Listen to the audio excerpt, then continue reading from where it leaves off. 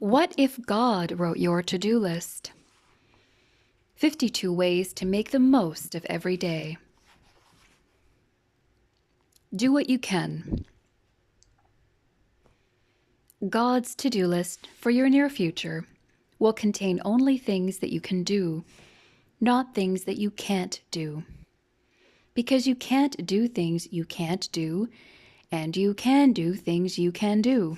Make sense?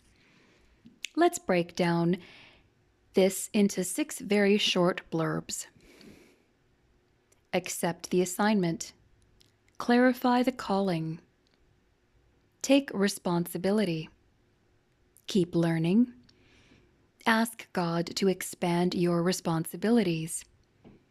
Be a team player. And we'll even add a little biblical support to each of those 6 points.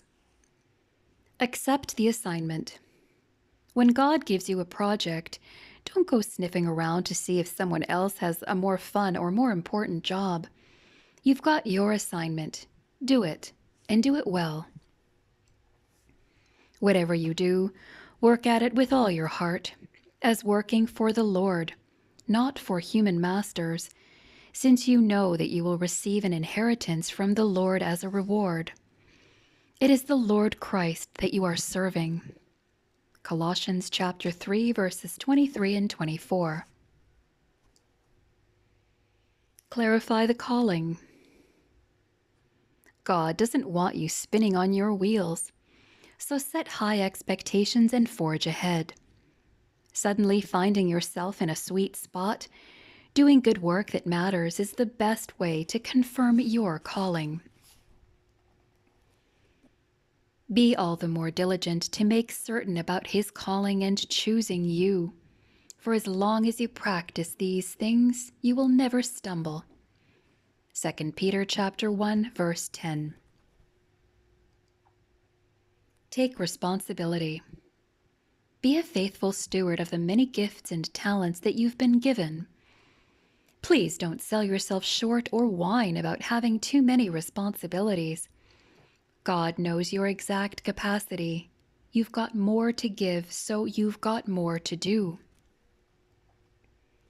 When someone has been given much, much will be required in return. And when someone has been entrusted with much, even more will be required. Luke chapter 12, verse 48, New Living Translation. Keep learning. Start by doing what you can. Then listen to those with experience. Learn from your mistakes, and suddenly you will increase what you can do. Whoever heeds instruction is on the path to life, but he who rejects reproof leads others astray.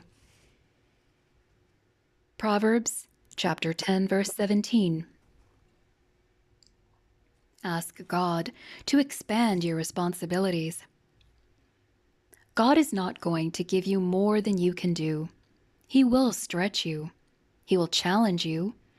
But along the way, He will also equip you with resources and partners who will come alongside to help with your expanding responsibilities. Don't be afraid to pray like Jabez.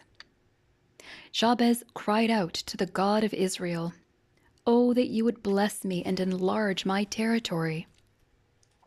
1 Chronicles chapter 4, verse 10. Be a team player. You may have a healthy self-image, or maybe not. Either way, you are just one player in this game with a whole bunch of folks doing their best with a variety of gifts. Some gifts may seem more important than others, but they aren't. Do not think of yourself more highly than you ought, but rather think of yourself with sober judgment, in accordance with the faith God has distributed to each of you.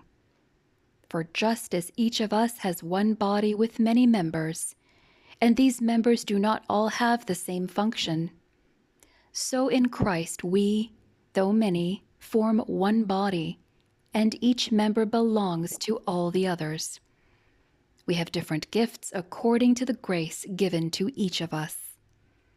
Romans chapter 12, verses 3 to 6. Here's the deal. Don't worry so much about what you can't do or what you don't know. Don't let anyone put you in a box. Don't think you have all the answers. Just do what you can. Checking the list. You are being recruited. There are tasks to be done and souls to be saved. Jesus said to his disciples, "The harvest is plentiful, but the workers are few." Matthew chapter 9, verse 37.